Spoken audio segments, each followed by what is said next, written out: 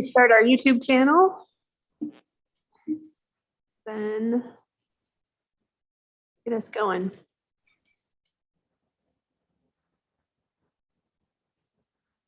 But you're muted. Ooh, see, it's always a little delay.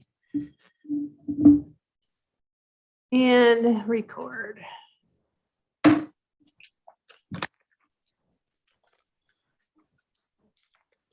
All right.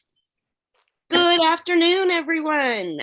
Welcome to this meeting of the Bend Metropolitan Planning Organization Budget Committee. And I would like to just go and give everyone just a quick chance to tell us who they are. And maybe, do you want to tell us how long have you been on the MPO Budget Committee? And Chuck, you're first in my screen. Would you mind going first? Sure. Good afternoon, everybody. Chuck Arnold. I work for the city of Redmond, doing urban renewal and economic development. I've been on the MPO Budget Committee a very short time. I don't know, Tyler and Obi would know. Thank you. Thank you. Bob, you're next on my screen. Bob Townsend, for ODOT Central Oregon area manager. And I think I've been on the MPO policy board for 4 years now in this position. Yeah. Thank you. Phil. Hi, everyone. Phil Chang, Deschutes County Commissioner. I've been on the policy board and I, by virtue of that, on the budget committee since I was sworn in January 2021. Thank you. How about Dawn? Would you mind going next for us?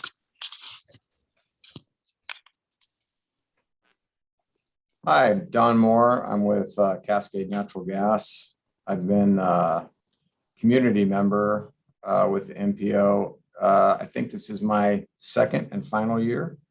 And I joined because Tyler promised snacks during the meeting. A promise he has not delivered on. I didn't even get that promise. What is going on with the snacks here? Let me see. Next from our budget committee. Janet Greger is here. Thank you so much. Janet? Yes. Hi, Barb. Yes, Janet Greger here. I just started my second term on the budget committee and the snacks are great. You don't know what you're missing. So much snack talk.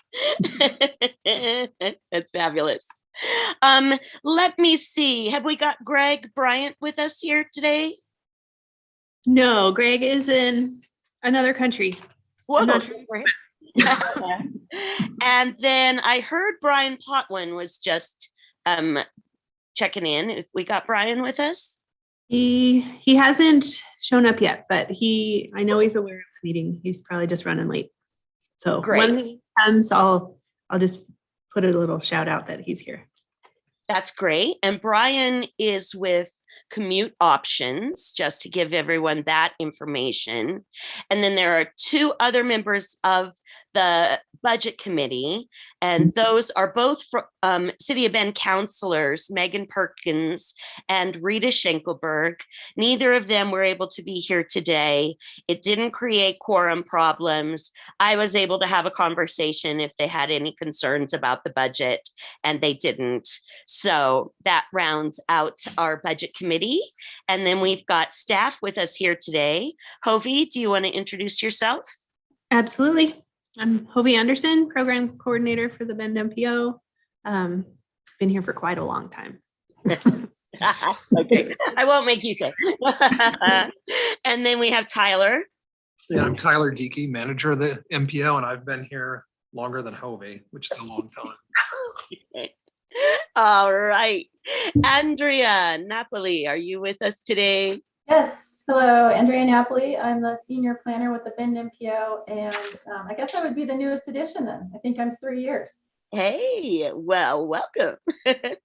And then we have Cameron Prow. Cameron, will you introduce yourself? I've been working with the MPO since 2006, and it's been an interesting ride. I'm the minutes consultant, so on the agenda, it says I'm your recorder. It just means I write the minutes. Hopefully, everyone will speak clearly. Absolutely. Thank you so much, Cameron. We really appreciate what you do. We can't hold our meetings without you.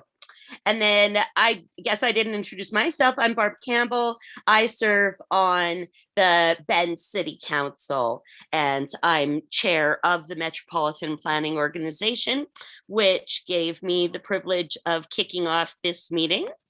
And next on our agenda, no, I have an agenda.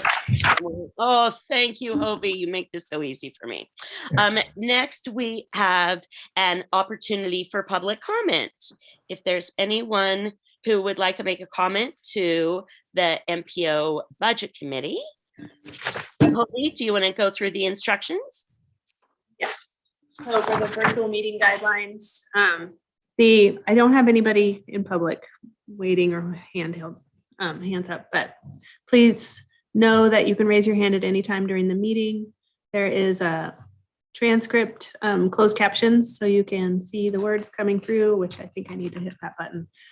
This meeting's being recorded and also on YouTube, so you can watch it later if you want as well.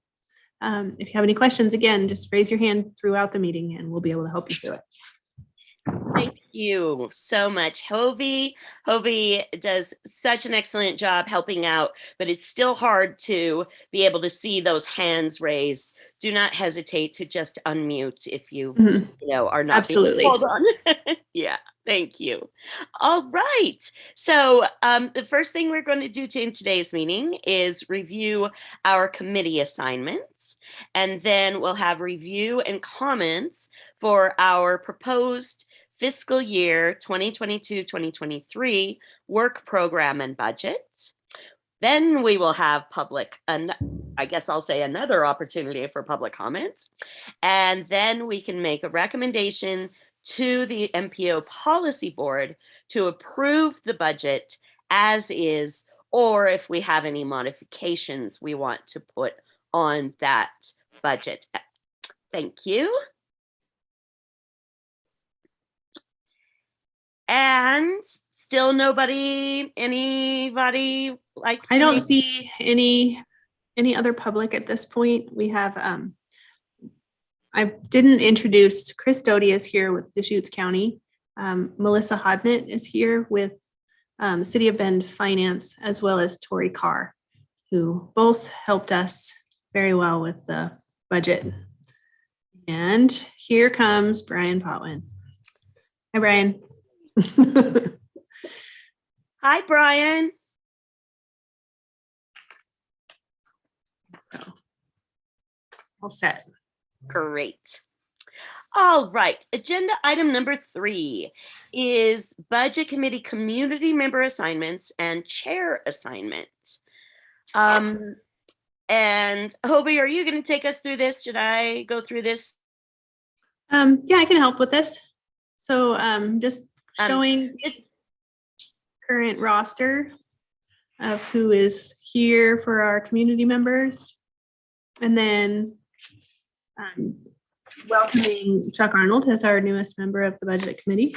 And then that this would be Don Moore's last budget committee meeting, unless he would like to reapply to again. So just recognizing the time and commitment that everyone takes to review these documents is great. And then also the role is to appoint a budget committee chair for this meeting. Great. That's something you could talk about, Barb. Of course. So thank you. As Hobie said, thank you so much to all of our community members that serve on this committee. It's important. I think it's going to be an easy meeting today, but that does not diminish how important the Bend Metropolitan Planning Organization is. So we really appreciate you. Dawn, Greg, Brian, thank you for the time you've already served. Janet and Chuck, welcome aboard. And now we need a chair for the budget committee. I would happily accept any nominations. And know that you can nominate yourself. Okay. Small group. I mean, this is Janet. I will nominate myself if nobody else wants to take it on. That's fantastic, Janet. Thank you. Anyone else like to be a candidate running against Janet Greger for? I'm guessing we're all very grateful that Janet has volunteered. How about we have a vote?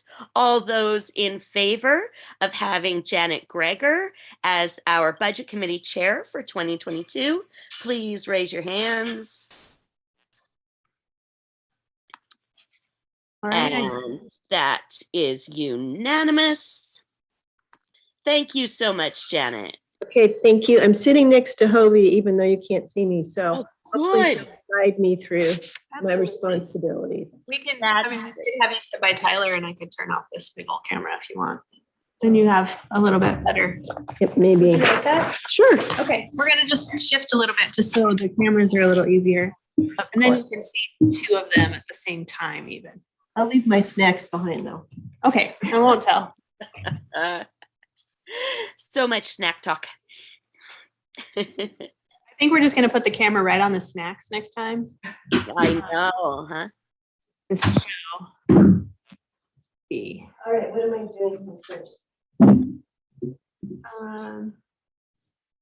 Tyler will tell you. Yeah, I mean, I can just jump in if you want me to. Sure. Or if you would like to just if you just want to walk through it, if you just want to talk to this slide, you can do that too. Which slide is this? All right, we're going to jump right in to agenda item number 4, receive the budget message from the staff. All right, so we're just going to walk through, have a little bit of background There it is. information about the MPO. We'll talk about some of our work that's either been completed or is underway in our current fiscal year, and then we'll walk through our proposed budget and work program for the 22-23 fiscal year. So a little bit of background information, just a reminder, what's the purpose of an MPO? We are federally designated entities that are responsible for coordinating transportation planning among all the local jurisdictions within urbanized areas. And urbanized areas are those places across the United States that have 50,000 people or more in them. And so across the United States, there's a little over 400 designated MPOs. In addition to our operating budget, we also receive and distribute discretionary federal transportation funding each year. Right now, I think it's about 1.3 million a year, but with the new federal infrastructure bill, that's going to be increasing up to at least 1.6 or 1.7 million in the incoming years. Who funds the MPO? Our operating budget comes from 3 primary sources. The 2 on the top there, the Federal Highway Administration Metropolitan Planning Funds and the Federal Transit Administration Metropolitan Planning Funds are the 2 historic primary funding sources for most MPOs across the country. We also utilize a small percentage of those discretionary funds that I've mentioned on the last slide to help fund our operating budget. We also get a small amount of funding from the Oregon Department of Transportation. They provide the match funding for those federal highway funds, and we use in-kind contributions as match for our other 2 funding sources. Do we have any questions so far?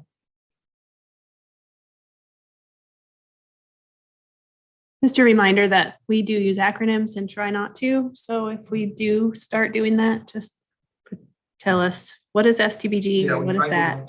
We tried to do quite a few of them in the presentation. So this slide is something that for those that have been on the budget committee would have seen this in the past. This just shows those 2 historic or those 2 primary funding sources, the Federal Highway and Federal Transit Administration funding sources that come to us.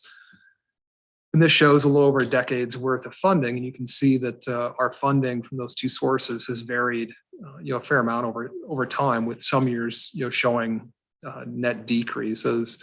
And as those kind of funds have fluctuated, it was probably 5 or 6 years ago, the policy board at that time then allowed us to start utilizing some of our discretionary funds to help not only stabilize our budget, but also grow it to help meet increasing planning requirements and challenges that we're facing locally.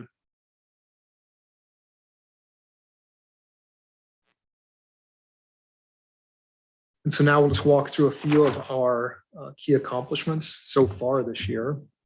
Hovey, we're not going to walk through these next 2 or 3 slides. There's quite a few different items listed here. We're not going to walk through all of them. We'll just highlight a few, and then if you have questions, feel free to ask. So I'll let Hovey jump in first. Sure. With an update or an overview of the MTIP maintenance process. Sure. So the MPO maintains basically a capital improvement program. It's the Metropolitan Transportation Improvement Program, is that acronym. And it is a 4-year listing of transportation projects within the MPO that receive federal funds or are regionally significant.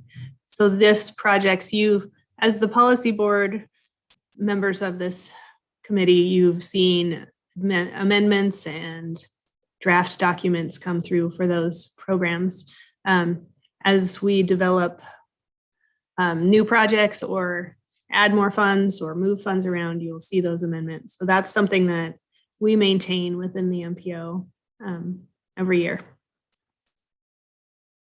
Andrea, do you want to talk a little bit about the stat? Well, provide a quick update on what the Mobility Hub's feasibility study is and where it is right now in terms of Yeah, sure. So the Mobility Hub's feasibility study was originally a joint grant application between the City of Bend, Cascades East Transit, and the Bend MPO. So the MPO is serving as the grant project manager for it.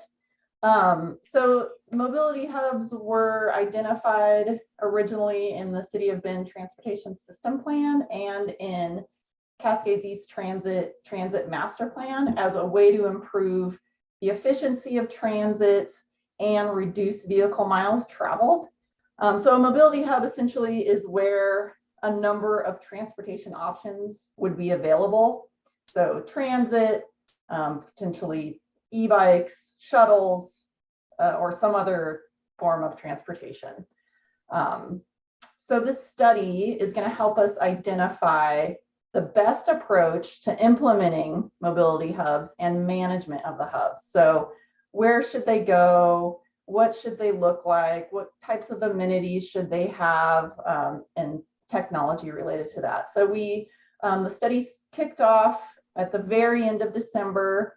We're about in the middle of it, and it should be wrapping up in July with a final report in July. Thank you.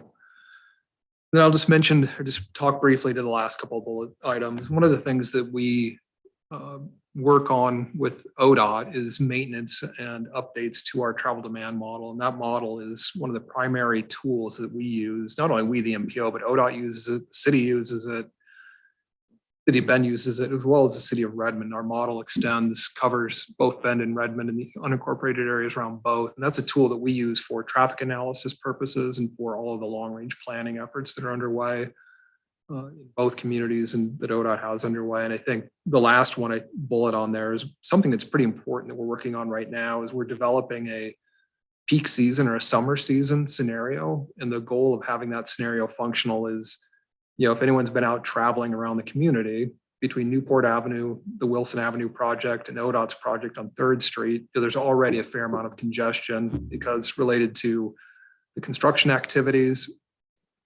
with detours and that type of thing. And what we're seeing right now is just the tip of the iceberg in terms of construction activity that's going to be occurring over the next 4 to 5 years in the Bend area. And so we want to get this tool updated and be able to utilize it to help with detour planning and other analysis associated with all of the construction that's coming both from the City of Bend's Geo Bond projects as well as ODOT's a large number of projects they have set within the area. Any questions? Anybody? On this slide, again, we'll just kind of highlight a few things on here. Hobie, do you want to talk about data collection? Yeah.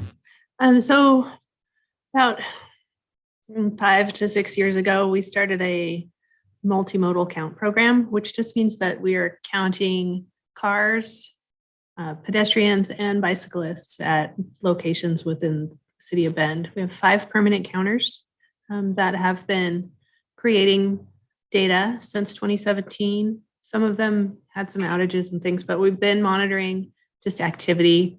It helps with some studies that we have. And then also we have some remote equipment that has now been transferred over to the mobility department. Robin Lewis helps this program with me. And we collect bike and pedestrian and vehicle data, but mostly bike ped for various locations, trying to look at greenways and that sort of thing so that we have before and after when we're doing these key improvements that are going on within the city. And my role is more on the data side now, where the mobility department does the data collection and maintenance of the equipment. So this project will continue going forward, and we'll have some good data reports as I get time. But it's a great project to work on with the city. Towards the bottom, it says there's a bullet on there. It says US 97 Baker Road IAMP. That's just an acronym, essentially meaning it's an interchange plan for the Baker Road US 97 interchange towards the south end of the MPO area. That interchange is, when it was built, 30-ish years ago, it's built as a rural interchange, and it was built to accommodate rural levels of traffic. Given the growth that's occurred and continues to occur, particularly in the southern half of Bend, traffic volumes at interchange have increased significantly, and there are backups in the morning and the afternoon, and we have vehicles, I believe, backing up onto Highway 97 when they're trying to exit the highway. There's some safety issues, that type of thing. So ODOT's leading a process right now to develop a long-range plan for that interchange, and the MPO is engaged in that, both in terms of on the project team, but ODOT's also using the MPO policy board as the steering committee for that overall process. And it's been a great partnership. And Andrea, do you want to talk about the public participation plan update? Yeah, so the public participation plan update was adopted by the policy board in August of 2021. So it outlines our outreach and engagement methods with a bigger focus on reaching out to underserved groups in the Bend area, essentially to see how we could better provide opportunities for involvement. The plan also details the specific outreach efforts for all of our required plans and programs. And because of the time frame with COVID, there was a big need to really update the plan, given the massive shift to online public meetings. And we certainly address that in the plan. Thank you. Any questions from the budget committee about anything on this slide? Yes, I had a question. And just how is the data from the multimodal volume count?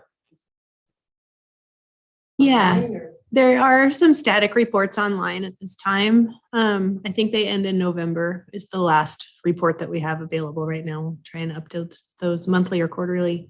But I can send a link out, or you can just go to bendmpo.org and look up transportation data on the left, and you'll see counts. So it is available. There are some reports there. And then the mobile counters, that data is something I could deliver, if you have a location that you're looking for. Eventually it should all be map based and you can click it and see what's going on. And I'd say on that one as well, I would mention that we've been working with ODOT on just the data collection management question for quite a while. And ODOT at the state level has recently acquired a couple of different software packages that they're using to manage some of their data. And so we are still working with them to see if there's opportunities for us to also potentially use the software that they use. So we'd be able to eventually make some of this data available through their website as well. Chuck's hand is up. Oh. Yes, thank you. It might just be a direct question for Bob, but I'm curious, with Baker Road, is one of the potential kind of fixes or possible new configurations be something like a split diamond, or what's kind of the universe of possibilities for Baker? Do we know yet? Yeah, we do. We have, and I can share that information with you. We have 4 scenarios really from the start down to 2 with some priorities, and they have some different details, but it's a modified interchange for sure, just because of the railroad and I don't know, Tyler, I think we're at sharing our approved plan somewhat. I mean, we have the documents. I'm just trying to figure out which one's available, but I'll send it your way, Chuck, whatever the latest one is. And so Chuck, I think I would say, just following up on Bob, the MPO board voted on. A preferred. Yeah, they had a preferred or a recommended alternative at one of our recent meetings. I'm drawing a blank on which meeting that was, but they recommended an alternative that was, some, in the bigger scheme of things, some fairly minor modifications to the existing interchange. One of the options that was also identified had some pretty major improvements to the interchange down there. And the committees, as well as the board, also saw merits, longer term in terms of moving towards, some potentially much bigger improvements to that interchange. A lot of that being funding dependent. That answer your question, Chuck? That was a thumbs up. In case you couldn't see it. Yeah.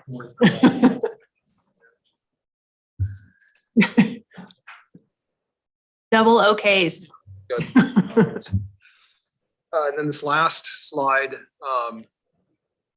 I'm not going to walk through anything here, but just is a few other things that we've been working on in terms of doing some work around transportation safety. And we're pretty heavily engaged in a lot of different transportation committees, both locally as well as the state level. A lot of work as well collaboratively with our partners around the state on terms of some of the models and tools that we use for transportation analysis. Any questions? Looks clear. So some of the priorities that we have going forward are listed on these next couple of slides, and we'll talk to some of these, and then we get a little further into the presentation, we'll talk how these priorities fit into our actual budget document. First and foremost, we aren't going to walk through all of these again. We'll just highlight a couple of things. The second bullet on there, Metropolitan Transportation Plan. That is the probably overarching, most important thing that we do at the MPO, and that's the long-range transportation plan for the MPO area. And so that pulls together all of the findings from the City of Bend's TSP transportation system plan, the relevant components of the Deschutes County Transportation System Plan, the US 97 Parkway Study, and on, and pulls those into a single long-range plan for the MPO area. That document is something that needs to be updated every 5 years. That's a federal requirement of ours, and our next update is due in the fall of 2024. That may seem like a ways out, but we estimate that it will take us, it's at least an 18-month process to step through that, if not a little bit longer. So we're already starting some work on that in terms of some of the technical work, but we will jump into the bigger plan update process towards the end of this current calendar year. Andrea, do you want to talk a little bit about the the STBG funding? Sure. So as part of the development of our next MTIP for years 2024 through 2027, we will be revisiting how our surface transportation block grant funds are distributed. In 2020, we brought on a competitive project application process that uses a percentage of our STBG funding. But of course, there are also competing interests for those STBG dollars. So we will be revisiting how those dollars are distributed, both with our technical advisory committee and with the policy board. Thank you.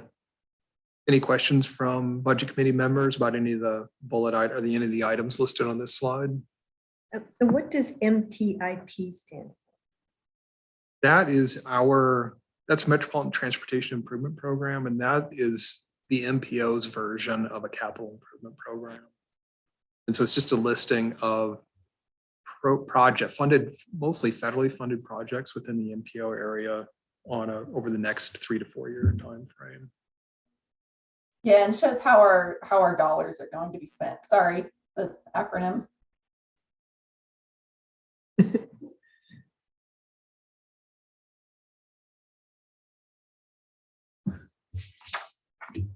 This slide will hit on just to cover a few other items as well. I'll talk about the household travel survey.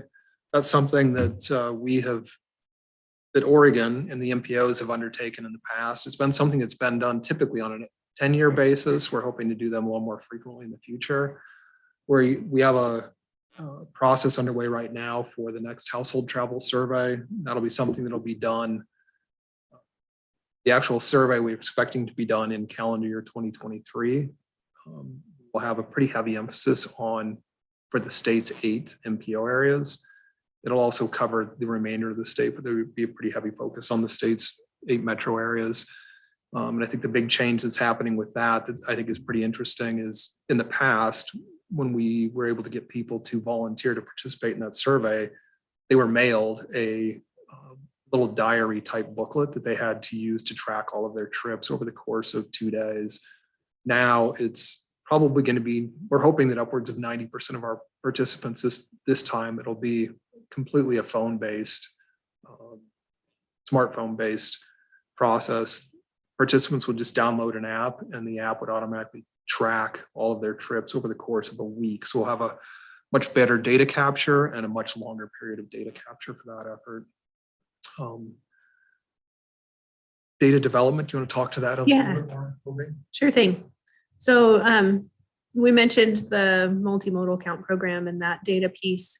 That is one thing that the MPO wants to develop more outreach towards, but also data development for our equity mapping and data development for how our demographics are for the city of Bend, sharing out traffic data, just being a data warehouse resource for the community is something that we've been having on our priorities for a while, but just really trying to emphasize that this next fiscal year.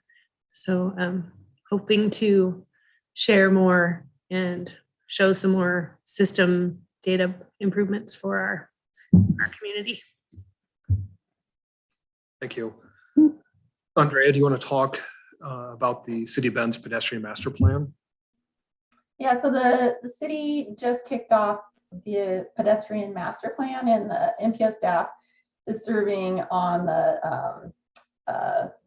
the project team for that. So, looking at gaps and needs in the pedestrian system throughout the city. Our role is kind of looking at it from, maybe more of a regional perspective, and as well as potential funding opportunities. Thank you. And then lastly, I would just mention towards the bottom there, it says Oregon climate change rulemaking. The state has numerous climate-related rulemaking efforts underway. The biggest one that'll be impacting us locally is our changes to land use planning requirements and transportation planning requirements. Those new requirements are going to be pretty significant, and there are hard timelines built into at least into the draft rules right now. And so we're going to be working with the city of Bend staff to identify and develop a timeline as to what needs to be done and when and who's going to be doing some of that work. And that's something that we've built in a little bit of time and funding into our proposed 22-23 budget to help with that, but that very well could change. We may have to come back and do an amendment to our budget depending upon the scale and timing of that work.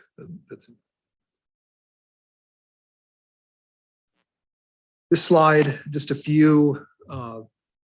identifies just a few of the challenges and opportunities that we have out there. Again, we've talked quite a bit about data issues, and I think the biggest issue we have is we're inundated with data now. And so trying to determine, working with our partners to figure out what data do we actually want, how do we store it, and how can we use it, help improve our planning efforts within the area. A lot of our workload is pretty significant, I think, as you've just seen from those bullet items, and you'll see it in some of our subsequent slides here. And then the last bullet under that challenge is the federal infrastructure bill that was approved back in either November or December is going to include quite a few new requirements for us. They're spelled out very generally in the law itself, but then the Federal Highway Administration will go through a rulemaking effort to actually tell us what it is that we're going to need to do. And so if we start to see a lot of new guidance around those new requirements, again, we may have to make some modifications to our work program to meet those. Opportunities, I think the biggest one would be under number 2, or the second bullet there, budget, that IIJA, that's the new federal infrastructure bill. For us, we've been, our funding has been sort of unstable, I would say, because we've been, had a history for quite a while with, at the federal level, of Congress just passing short-term extensions to old bills. That new bill provides funding stability for us over the next 5 years, and we will be seeing slow, steady increases in our revenues over that 5-year time frame. And then lastly on there, we're also going to see some increase in the discretionary funding that comes to us that we can push out to our member entities for projects within the MPO area. This slide just talks with the new federal transportation bill. In the past, the Federal Highway Administration had pushed MPOs to focus their planning efforts on different areas, what they call planning emphasis areas. We had not received any guidance on planning emphasis areas for at least probably 5 or 6 years. It's been quite some time. And as we were almost done developing our preliminary work program in late December, they pushed out a letter saying, here's what we want you to focus on, over the next 1 to 2 years. Thankfully, most of these items that are listed on here, we feel like are already fairly well covered within our existing work program and with the things and with the work that we've been doing over the last few years. I'm not going to walk through these, but again, I think we're pretty good, and I think we can make some improvements in some areas. And then once guidance, we're expecting the government to push out some guidance documentation on these. Once that's received, we again may have to make some. Good. Any questions? Chuck has something. Yes, thank you. Two quick ones. The first one is regarding, I'm looking at the tackling the climate crisis and kind of relating that back to 2 slides ago when you mentioned about rules that be coming down from the state that will be create levels of compliance that the MPO needs to work on. Is that folded into that? Is that the DEQ mandate, like employee commute? It's like called ECHO. Heard was the acronym.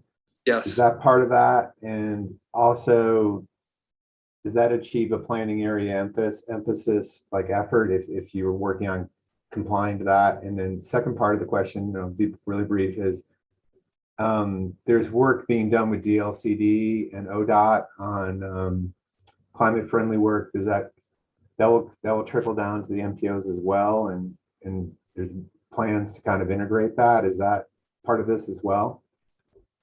Yeah, I think that's where, because of what Oregon is doing in terms of this federal planning emphasis area, there's so much happening within the state of Oregon that I think we are, probably way ahead of most other states in terms of meeting whatever this new guidance will be. And there's a number of parts to it, like you mentioned, Chuck. There's the climate friendly rulemaking process that ODOT's leading. Again, that's there's a real focus on updating land use planning requirements for the state's metro areas, as well as the transportation planning requirements. And we'll be tackling, we MPO staff will be working with the city of Bend pretty heavily on meeting those new requirements. You also mentioned the ECHO rule, the employee commute option process. That's something that the State Department of Environmental Quality is currently updating. When that rulemaking effort is done, it will require large employers to provide commute options for all of their employees. That rulemaking effort, I think, is just getting started, so we don't quite know yet what that's going to mean, but that will definitely fits into this process. There's efforts around modifying fuel standards in the state that are being led by the Department of Environmental Quality.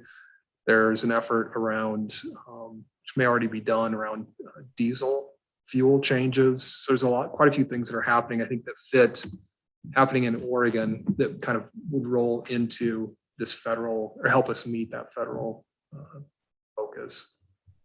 Okay, different subject, very quickly, and I know I've used all my cards.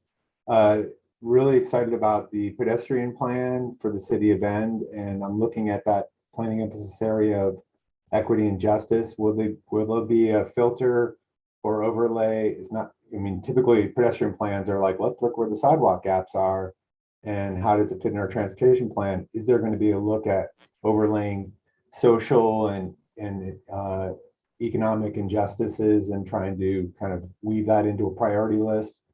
Yeah, and I'll jump as in it- first to respond. I'll let Andrea kind of fill Okay, in. thank you. I think, the pedestrian master plan, given the sheer size of the city, the pedestrian master plan, at least their initial take, they don't have the resources to do a pedestrian plan for the entire city at this point in time. And so the real focus is going to be looking at, those, the equity issue, school access, historic inequity, or lack of access issues, access to schools, access to parks, and a few other things. And so those things are all mapped. We know where our schools are, we know where we have low income populations, that type of thing. And so then trying to identify what types of priorities should we be focusing on in and around some of those high priority areas.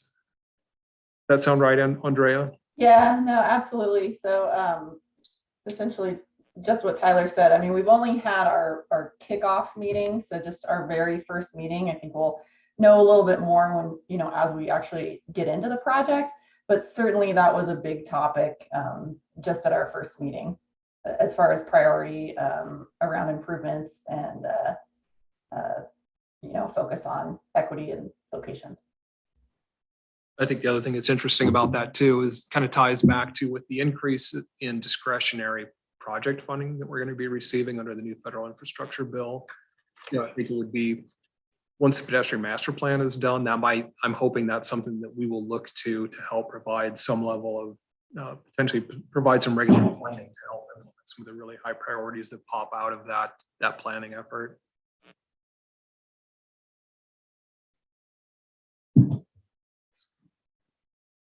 I'll move on now. So all the things that we've mentioned, get folded into these next four or five slides. The way our budget works in terms of the way we have it structured, our work program and budget, we break it into normally into four major work task areas. We have a fifth one this year that we'll cover in a few minutes.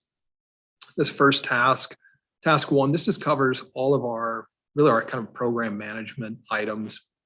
It's our advisory committee work, budget development, coordination with statewide committees that we participate in, our public participation efforts, our civil rights and environmental justice work that we do. And then we're going to have an item on there this year with some work associated with the 2020 census, some work modifications to our work that we'll have to take, that will get folded into that.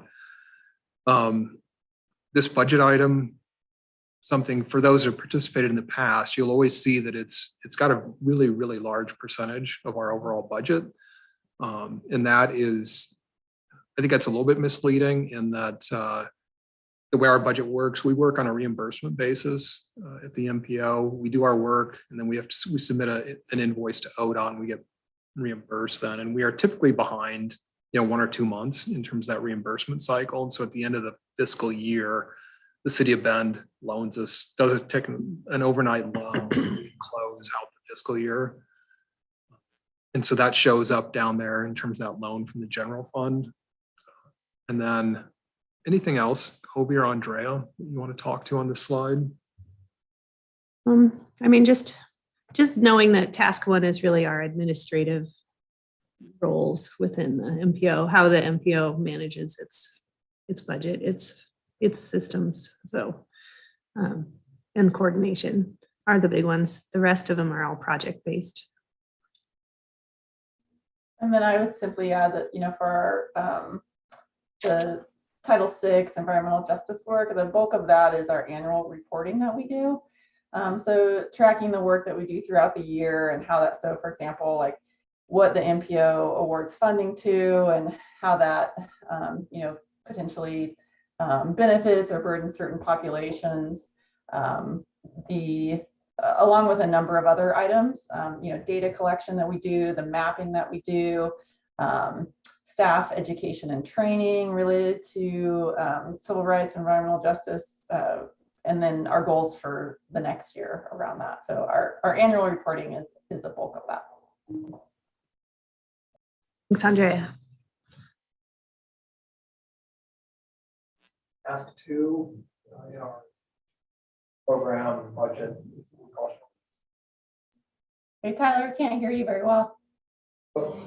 Task 2 is short range planning for items, work items that we typically are engaged in.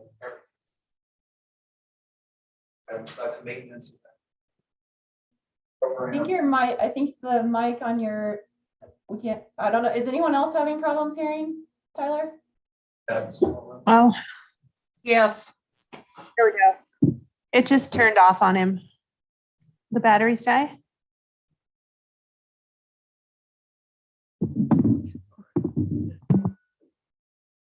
Test. Go ahead, should you try it? Can you hear me better now? Sounds better. Okay. Thank you.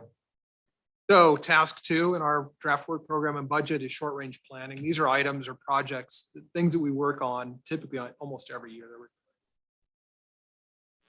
Of that transportation.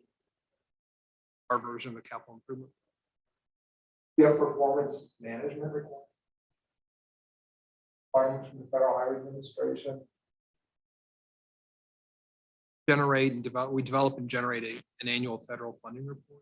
Document shows, that's another of our requirements, and that shows how all federal. Cameron has a question. Within the last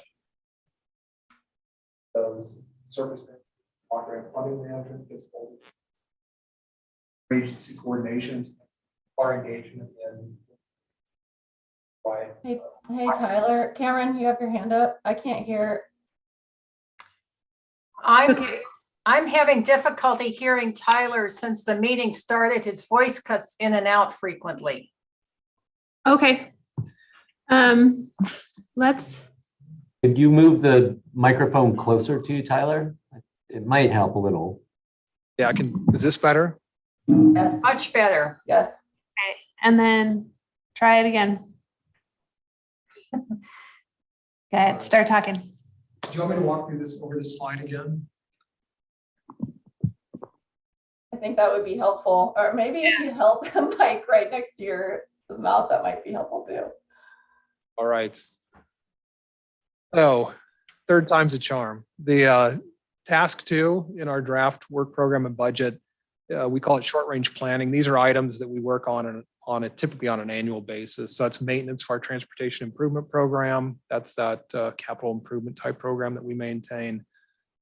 Annual federal funding report. That's a document that identifies how and where federal transportation funding is spent within the MPO.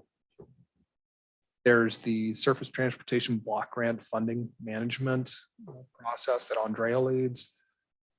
A lot of interagency coordination that we participate in terms of both committees and project development. And then we have something that's relatively new in our budget, just in the last couple of budget cycles, is we've been including funding for transit coordination, and that's helping CET with, also provided them a small amount of direct funding to help with some of the software requirements that they have. And we're going to be helping them, I think, probably quite a bit more over the next few years with some of the projects they have upcoming. Any questions? And is the sound better? Okay. No. Andrea, do you want to talk to this just I think we had a question from one of our budget committee members and just did some pre-meetings with a few folks. There was a question about the STBG funding, kind of how that rolls out or the process that we utilize to allocate those funds. Andrea, can you talk to that a little bit?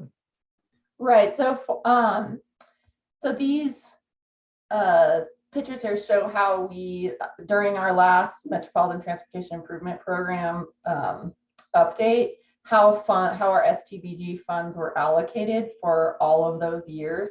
So essentially a certain percentage was dedicated to the city of Bend for maintenance and preservation projects, 60%, and then 15% of those dollars went to what we were calling other projects, but essentially that's our competitive project application process where a number of different entities can submit projects for our STBG dollars that then go through criteria, and then funds are ultimately awarded by our policy board. And we had determined that as far as MPO staff, we would need about 25% of that annual funding for our MPO required planning. So again, we're going to be, for our next, for our future dollars, we're going to be revisiting how these funds are just distributed. For example, do we continue these percentages? Or is it something else? Anyone have any questions about that? Is that component of our budget? I don't see anyone. Task 3 is long-range planning. And so these are the kind of the much bigger work items for us. So under here, we have that update to our long-range plan, the Metropolitan Transportation Plan. The Mobility Hub's feasibility study fits under this. The climate change related planning at work will fall under this work task. Ongoing work that we're doing and engaged in around transportation safety, and some work associated with the Deschutes County Intelligent Transportation Systems Plan, and that's the transportation technology plan for Deschutes County. Then our engagement in some ODOT-led planning efforts. I've already mentioned the Baker Road interchange plan, but ODOT's also going to be kicking off work on a refinement plan for part of US 20 through the MPO area, as well as working with the city of Bend on a planning effort for the US 97 Reed Market 3rd Street area within Bend. And you can see that this work item, as you would expect, comprises a fairly sizable part of our budget. Any questions on this one?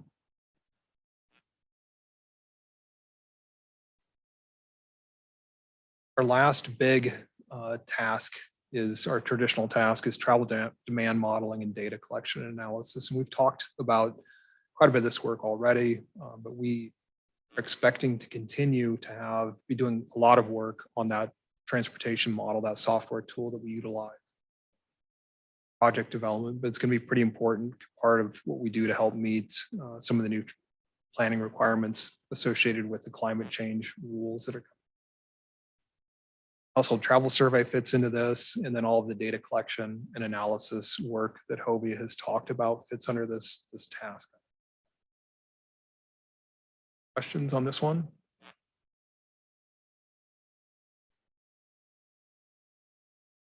And our last one that we have on here that we have not talked about yet, COVID relief funding. So one of the Coronavirus Response and Relief Supplemental Appropriations Act funding was distributed out to state DOTs and to those and cities and counties throughout the country, transportation related work. Normally with this type of funding, we would not receive the funding. There would be funding allocated to us. ODOT would hold it. We would determine how and where to spend it. And there would be a direct agreement typically between ODOT and the end recipient. With this funding, we actually received the funding. And so these dollars are in our budget right now. We are working with our technical advisory committee and our budget and our policy board to determine how and where to spend those funds. Direction from our policy board is to try and focus them on one or two major bike ped type projects within the MPO area.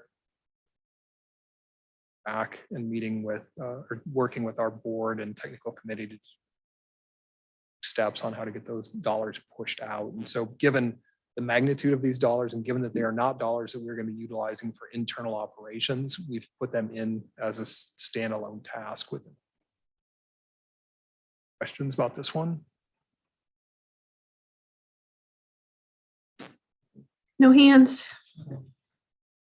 And I would just add that we would need to allocate the dollars by 2026, but they don't have to be spent, I believe, until 2029. So still some time there.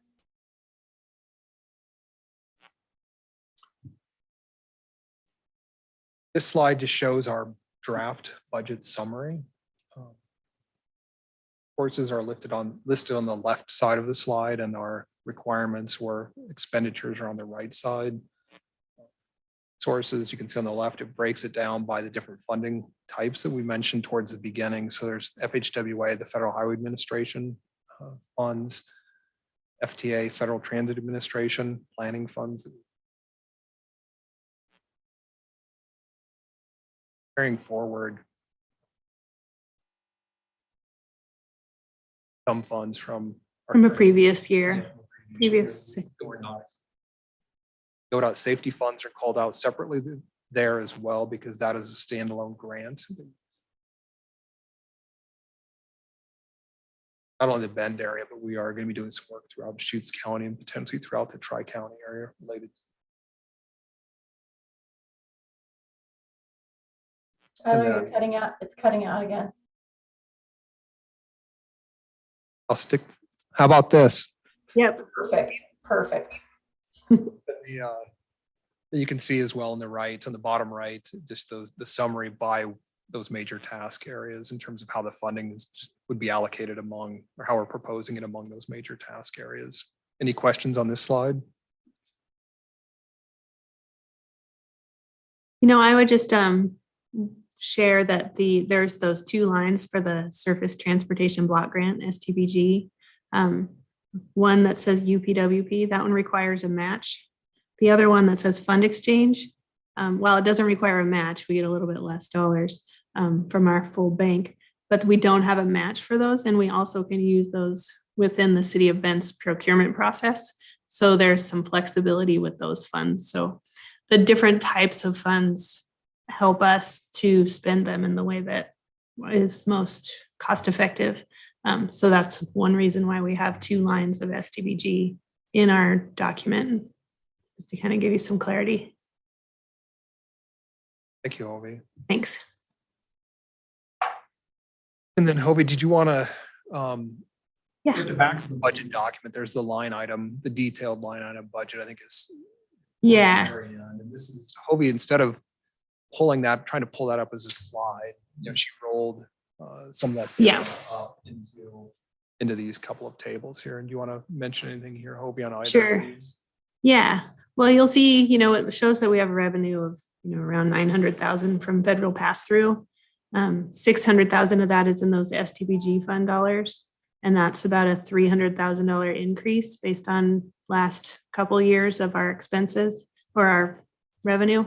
So that is going to go directly towards consultant services. So just knowing what that increase in our expenditure in our resources is from. For personnel, we have 2.8 employees, me, Tyler, and Andrea. Andrea's our 0.8 because she works 4 days a week, but she's a whole person. And, the personnel includes benefits.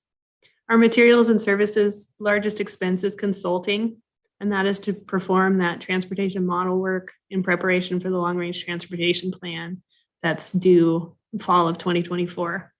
So that consultant line item has a couple different projects like the safety work and some personal services contracts, but that line is 439,000. So there will be a significant consultant contract and utilization in the next year.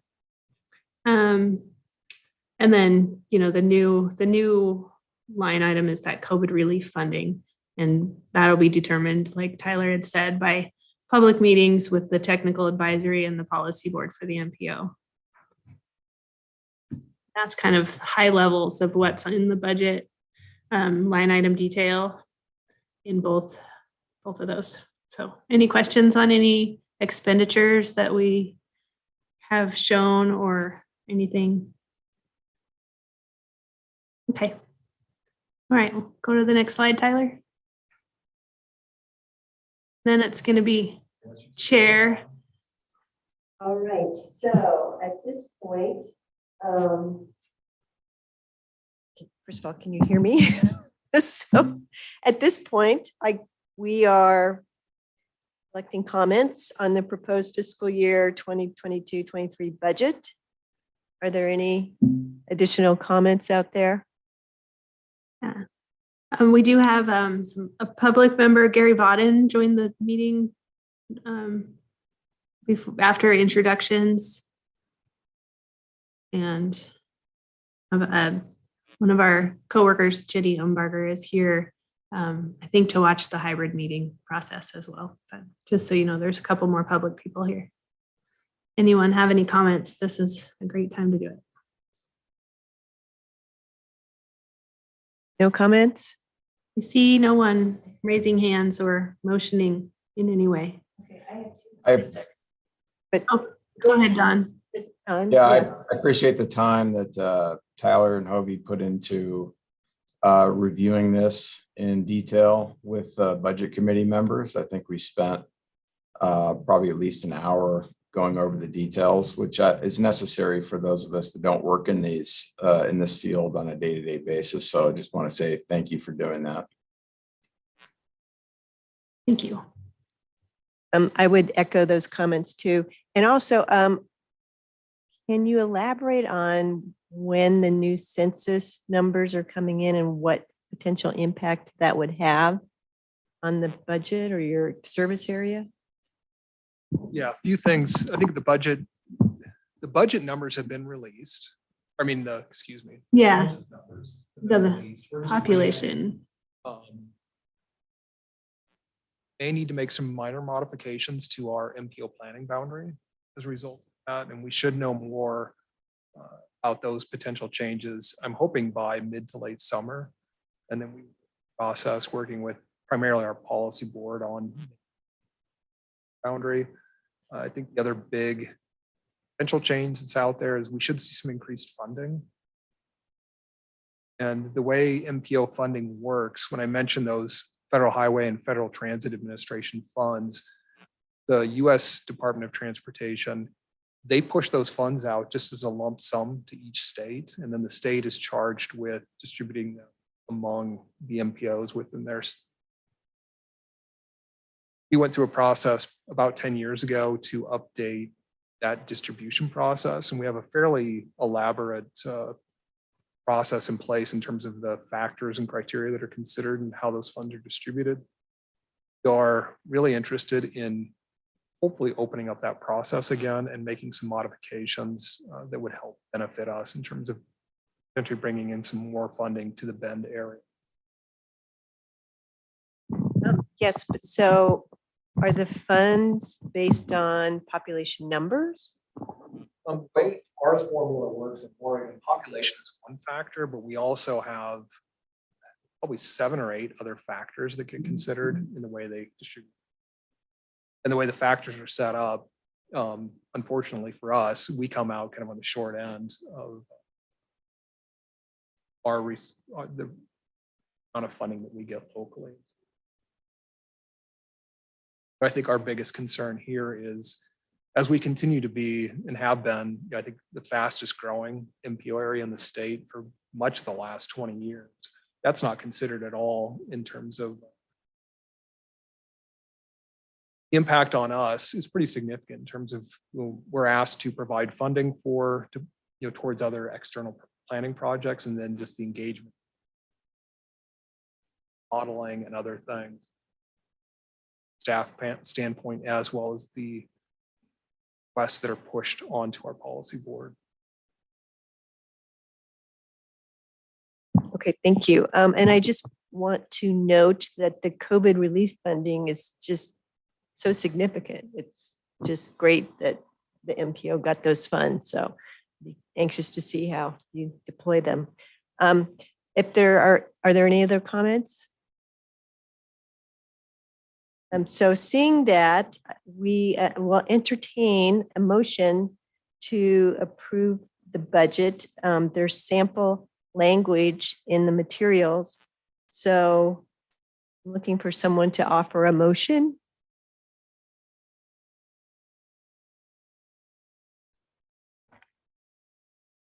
Don't all speak at once. Go ahead, Chuck. See his hands up.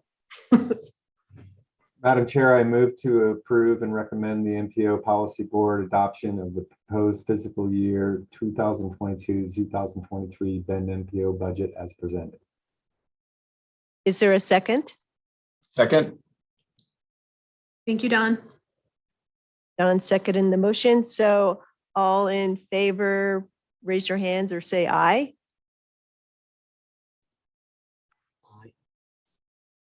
Any opposed? All right, the resolution, the motion carries. Okay.